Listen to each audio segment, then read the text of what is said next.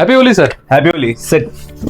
Sir actually મારો એક doubt છે કે હમણાં હોળી ચાલી રહી છે બરાબર. અને પેલું કહેવાય ને કે હોળાષ્ટક, અને મારે લેવી છે કાર. તો મારી ફેમિલી વાળા મને ના પાડે છે કે હોળાષ્ટકમાં કાર ના લેવાય કારણ કે પેલું શુભ અશુભ એન્ડ ઓલ. તો તમારું આ વિષય પર શું કહેવું છે? એક વાત કહું, કેટલાક દિવસો પહેલા હમણાં એક મુસ્લિમ વ્યક્તિએ બાઇક ખરીદી, બરાબર? ઓકે, એમને રમજાનનો મહિનો ચાલે છે એટલે એમના માટે શુભ છે અને આપણા હોળાષ્ટક એટલે અશુભ. તો કંઈ એવું તો હોતું હશે કે ભગવાને એક જ માણસ માટે બે અશુભ કે શુભ દિવસ બનાવ્યો? ભગવાન તો બધા માટે એક જ છે. બધા ધર્મ અને જે વાત કહીએ કે વૈજ્ઞાનિક રીતે પણ બધા દિવસો એક જેવા હોય છે. આપણો જોવાનો દ્રષ્ટિકોણ આખો અલગ હોય, બરાબર? એટલે શુભ અને અશુભ કશું નથી હોતું. આ બધું જ અંધશ્રદ્ધા છે. અને એક વાત કહું, શ્રદ્ધા અને અંધશ્રદ્ધા વચ્ચે એક જ ફરક છે. શું? જે વ્યક્તિને ડરાવે એ અંધશ્રદ્ધા, અને જે વ્યક્તિમાં વિશ્વાસ અને હિંમત ભરે એને કહેવાય શ્રદ્ધા.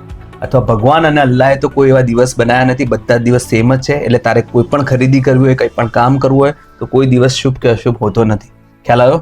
વાહ સર, તમે તો મારું તરત જ સોલ્યુશન મળી ગયું. Thank you so much sir. તો મિત્રો, તમે પણ કોઈ પણ ધર્મથી બિલોંગ કરતા હો, દરેક ધર્મની અંદર આજે અંધશ્રદ્ધા છે, તો પોતાનો દ્રષ્ટિકોણ બદલવો જોઈએ, જેમ સરે કહ્યું એમ. તો આવા જ વિડીયો જોવા માટે અમને ફોલો કરવાનું ભૂલતા નહીં. Thank you.